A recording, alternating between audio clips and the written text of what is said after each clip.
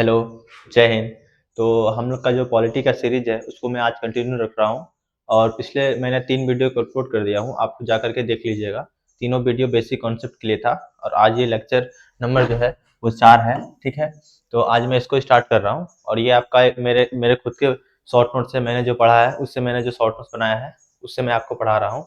तो उसके बाद ये मतलब मेरे द्वारा लिखा नहीं गया है, मैंने इसको बनवाया है और मेरे खुद के नोट से मैंने इसको बनवाया है। तो आप इसको देखिए और अगर आप यूपीएससी दे रहे हैं उसके लिए तो मस्ट है, लेकिन अगर उसके साथ-साथ अगर आप बीपीएससी हुआ, यूपीपीसीएस हुआ, उसके लिए भी जो जिसमें क्योंकि यूपीपीसीएस का सिलेबस भी यूपीएससी जैसा ही है, तो आप उसको उसमें भी हेल्प मिल जाएगा। तो आप चलिए मैं इसको कंटिन्यू करता हूँ। तो पहला हम समझेंगे कि आज हम लोग क्या पढ़ेंगे। आज हम लोग पढ़ेंगे कि संघ की जो सरकार है और राष्ट्रपति का निर्वाचन। 2 टॉपिक है, संघ की सरकार और राष्ट्रपति का निर्वाचन। इसमें जो हम लोग देखेंगे कि संघ की जो सरकार है उसके जो 5 अंग है, ठीक है? इसके बारे में और इसमें ये क्या है, अनुच्छेद 52 में यह बताया गया है, ठीक है? उसके बाद पढ़ेंगे कि कौन वोट देगा, ठीक है? ये अनुच्छेद 54 में बताया गया है। उसका जो है वोट देने का जो गणितीय तरीका है उसको भी आज हम लोग देखेंगे। ये अनुच्छेद 55 के में बताया गया है। फिर है उसके बाद है ईवीएम और बैलेट पेपर। ये जो 2 तरह का जो वोट देने का तरीका है इसको भी समझेंगे। फिर है राष्ट्रपति की योग्यता और सेवा, जो उसकी शर्तें हैं क्या है, ये अनुच्छेद 58 से लेकर के 59 में ये चीज कहा गया है। फिर है शपथ और विशेषाधिकार, जो अनुच्छेद 60 से लेकर 60 और 361 में बताया गया है। तो आज इसी टॉपिक को हम लोग देखेंगे। चलिए पहला टॉपिक को हम लोग देखते हैं। जो आज का जो पहला टॉपिक है उसमें हम लोग देख लेते हैं कि संघ की सरकार का परिचय, ठीक है? तो संघ की सरकार का जो परिचय है इसमें कहिएगा संघ की सरकार, इसके 5 अंग होते हैं। 5 अंग कौन से हैं? पहला है राष्ट्रपति, फिर है उपराष्ट्रपति, फिर है मंत्रिपरिषद, फिर है प्रधानमंत्री, फिर है महान्यायवादी। ये 5 अंग हैं। अब इन पांचों अंगों को एक-एक करके देखिए, यहाँ बताया गया है कि भारत का एक राष्ट्रपति होगा, ठीक है? राष्ट्रपति को समझ फिर लिखा गया है कि यह एक नाम मात्र प्रधान है। नाम मात्र प्रधान क्या है, वास्तविक प्रधान क्या है? अगर आप लोग नहीं जानते हैं तो पिछले वीडियो में जाकर के देख लीजिएगा। मैंने आपको जो वीडियो अपलोड किया हूं उसमें आपको एक्सप्लेन अच्छा से किया गया है। फिर है भारत एक गणतंत्र है, इसलिए राष्ट्रपति का चुनाव अप्रत्यक्ष तरीके से होता है। अभी अप्रत्यक्ष क्या है, अप्रत्यक्ष क्या है, इसको आगे समझिएगा। फिर देखिए इसका जो अगला जो स्लाइड है उसमें बताया गया है कि जो निर्वाचन मंडल कौन वोट देगा, अनुच्छेद 54 इसके तहत कि वोट देने का अधिकार किसको है और किसको नहीं है। ये स्टेटमेंट आपको अक्सर पूछ सकता है, तो आप इस टेबल को ध्यान में रखिएगा। अब इसमें पूछा गया है कि चुनाव में सिर्फ निर्वाचित सदस्य भाग लेते हैं, ठीक है? ध्यान रखिएगा, चुनाव में सिर्फ निर्वाचित सदस्य भाग लेते हैं। अब वो कौन कौन होते हैं उसको देखिए। यहाँ पे लिखा गया है कि वोट देंगे कौन देंगे, जो निर्वाचित देंगे, और वोट कौन नहीं देंगे, ठीक है? तो पहला आप लीजिएगा संसद, जो लोकसभा और राज्यसभा के निर्वाचित सदस्य, ये जो है ये वोट देंगे। फिर है राज्य विधान सभाओं के निर्वाचित सदस्य, ठीक है? राज्य विधानसभा जो है उसके जो निर्वाचित सदस्य वो भी राष्ट्रपति के चुनाव में भाग ले सकते हैं या वोट मतलब निर्वाचित कर सकते हैं। फिर है दिल्ली और पुदुचेरी विधानसभा के निर्वाचित सदस्य, ये क्या है, 70वां संशोधन 1992 के द्वारा इन्हें जोड़ा गया था, ठीक है? ये देख लीजिएगा। फिर उसके बाद है कि वोट नहीं देंगे, कौन नहीं देंगे? संसद के मनोनीत सदस्य जो है वो वोट नहीं दे सकते हैं। उसके बाद है राज्य विधानसभाओं के मनोनीत सदस्य, ये वोट नहीं दे सकते हैं। फिर है राज्य विधान परिषद के सभी सदस्य, ये जो है वोट नहीं दे सकते हैं। फिर है विघटित विधायिका के सदस्य, ये जो है ये वोट नहीं देने वाले हैं और ये जो है ये वोट देने वाले हैं। इसको आप टेबल को याद कर लीजिएगा, यहीं से स्टेटमेंट बनता है। बस क्या होता है कि थोड़ा सा घुरा फिरा के पूछा जाता है। फिर देखिए यहाँ पे आप इस तरह से कर सकते हैं कि जिसे जनता ने क्या किया है, प्रतिनिधित्व चुना है, जो जनता के द्वारा चुना जाता है वो वही वोट देंगे, मनोनीत वाले नहीं देंगे, उनके लिए कोई एंट्री नहीं है। आप सिंपल सा इसको ध्यान रखिएगा, जो जनता चुनते हैं उनको वोट देने का अधिकार है और जो मनोनीत किए जाते हैं उनको अधिकार नहीं है।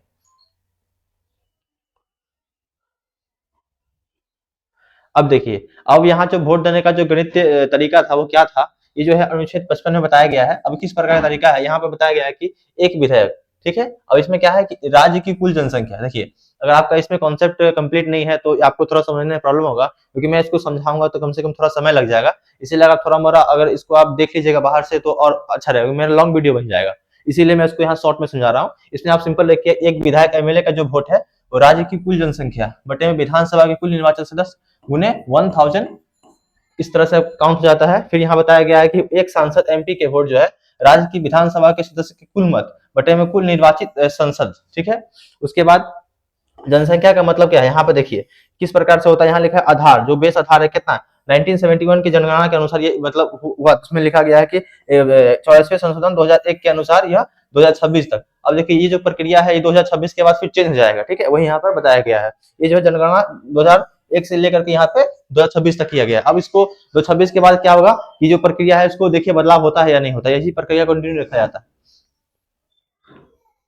अब देखिए वही जो चुनाव का जो तरीका है वो देखिए यहाँ पे क्या हुआ, ये अनुच्छेद 53 क्लॉज 3 में बताया गया है। इसमें क्या है, न्यूनतम कोटा जो है इसमें क्या है, कुल वैध मत बटे में 2 प्लस 1 मतलब 50% प्लस 1, यही बताया गया है कि वैसे प्रणाली क्या, अनुपातिक प्रतिनिधित्व प्रणाली।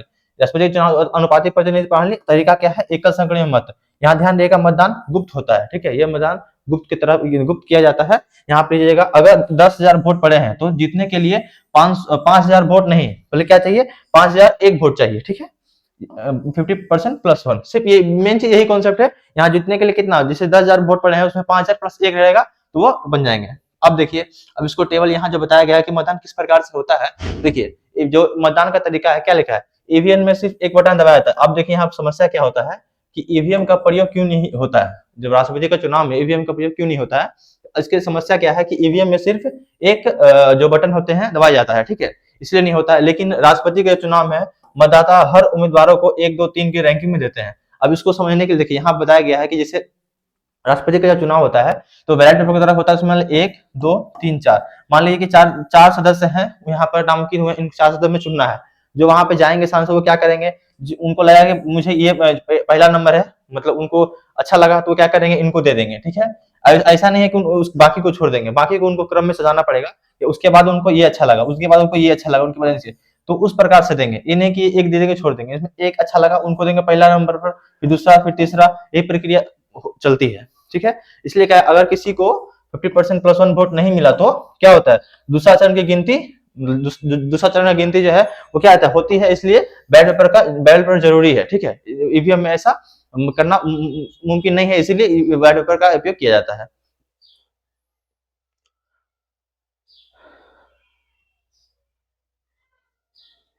अब देखिए अब यहाँ पर राष्ट्रपति की जो बनने की योग्यता है ये अनुच्छेद 58 में बताया गया है। अब इनकी क्या क्या योग्यता है उसको देखिए। जरूरी शर्तें क्या होना चाहिए, पहला बात तो वो भारत का नागरिक होना चाहिए, ठीक है। फिर क्या है, न्यूनतम आयु 35 वर्ष होना चाहिए। राष्ट्रपति बनने के लिए आपको 35 वर्ष अगर आप 35 वर्ष के हैं तो आप राष्ट्रपति बन सकते हैं। फिर है लोकसभा का सदस्य बनने की योग्यता हो। ध्यान दे यहाँ पर राज्यसभा नहीं होगा, ठीक है। अक्सर स्टेटमेंट में गलती पूछता है, वो हमेशा राज्यसभा बोलता है, लेकिन ध्यान रखिएगा यहाँ पर लोकसभा का जो देखिए अंडरलाइन किया हुआ है कि लोकसभा बनने की योग्यता रखते हो, ठीक है। फिर है लाभ के पद पर ना हो। अब ये लाभ के पद क्या है, लाभ का पद कौन नहीं माना जाता है, अब उसको वहां देखिए क्या लिखा गया है, लाभ के पद का अपवाद। इसमें क्या क्या अपवाद है जो आपको बता रहा हूँ, ये लाभ के पद नहीं है। कौन से लाभ के पद नहीं है, राष्ट्रपति का पद, उपराष्ट्रपति का पद, राज्यपाल का पद, संघ या राज्य के मंत्री, ये क्या है, लाभ के पद नहीं होते हैं।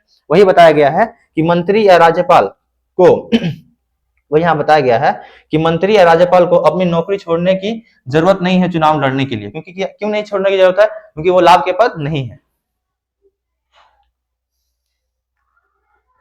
अब देखिए यहाँ पर नामांकन की जो शर्तें हैं वो क्या शर्त है उसको देख लीजिए। यहाँ पर जो नामांकन का शर्त है वो बताया गया है कि चुनाव लड़ने के लिए क्या क्या चाहिए। तो देखो प्रस्तावित, जैसे मान लीजिए आपके पास 100 सदस्य होना चाहिए। अगर आप राष्ट्रपति के लिए चुनाव खड़े होते हैं तो आपको 100 सदस्य आपके पक्ष में रहेंगे तभी आप मान लीजिए कि जीत पाएंगे। जैसे कि यहाँ बताया गया है कि आपके पास 50 प्रस्ताव समर्थक जो है वो 50। अब देखिए यही यानी इससे कम मतलब 100 सांसद मतलब विधायकों का साथ जरूरी है, ठीक है। उसके बाद यही बताया गया इसके लिए आपको जमात राशि कितना लगेगा, जो पैसा है वो आपको कितना देना पड़ेगा, 15,000 देना पड़ेगा। लेकिन यहाँ भी एक तो प्रॉब्लम तब आती है जब यहाँ बताया गया कि यदि उम्मीदवार को कुल वैध मतों का 1/6 वोट नहीं मिला तो 15,000 जब्त हो जाता है। अगर 1/6 वोट नहीं मिलता है तो क्या होता है, जो 15,000 आपने दिया था वो नहीं मिलेगा वापस। अब है कार्यकाल और जो सेवा शर्त है, ठीक है।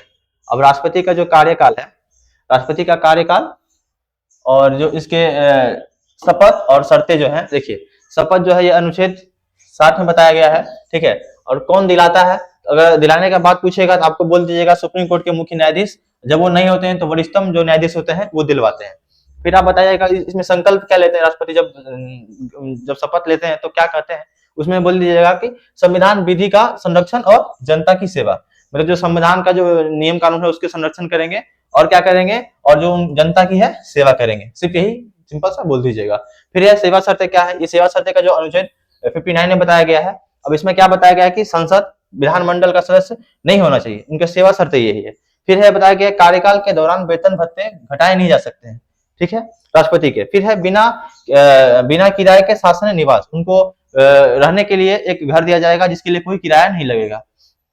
फिर जो कार्यकाल है अनुच्छेद 56 में कार्यकाल परिभाषित किया, कार्यकाल जो है परिभाषित किया गया। जैसे देखिए अनुच्छेद में देखिए यहाँ लिखा गया है एक बार राष्ट्रपति बन जाए तो सरकार उनकी सैलरी कम करके डरा नहीं सकती है। इसमें कुछ इतना समझने वाला नहीं था। अब देखिए यहाँ से पूछा जा सकता है सवाल, ठीक है, ये इंपॉर्टेंट है।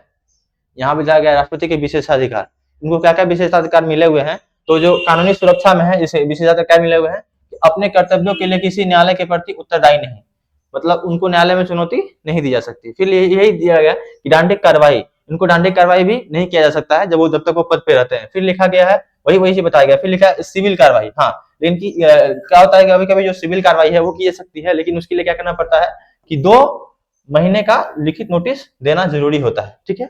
उसके बाद यह विवाद, यहाँ लिखा गया चुनावी संबंधी विवाद जो निपटाया जाता है। जो चुनावी संबंधी विवाद होते हैं वो क्या होता है, निर्वाचन मंडल जो होते हैं वो निपटाते हैं, उनमें राष्ट्रपति हस्तक्षेप नहीं करते हैं। सिंपल सा वही था। ये जो है 11वां संशोधन 1961 से लिया गया है और इसमें कुछ खास नहीं है। तो ये आज का टॉपिक जो है वो हमारा आज खत्म हो जाता है, इसके बाद कोई स्लाइड नहीं है। तो हम लोग नेक्स्ट वीडियो में फिर आपको इसके बचे हुए जो भाग है उसको ले जाऊंगा, और ये कम से कम पॉलिटी का 50 प्लस वीडियो लाऊंगा जो आपका बेसिक को स्ट्रॉन्ग कर देगा। साथ साथ अगर आप प्रिपरेशन में इस बार देना चाहते हैं तो इस बार थोड़ा मैं हेल्पफुल कर सकता है किसी भी एग्जाम के लिए, आपको यूपीएससी हो बीपीएससी हो, उसमें हेल्पफुल बहुत ज्यादा हेल्प करेगा ये।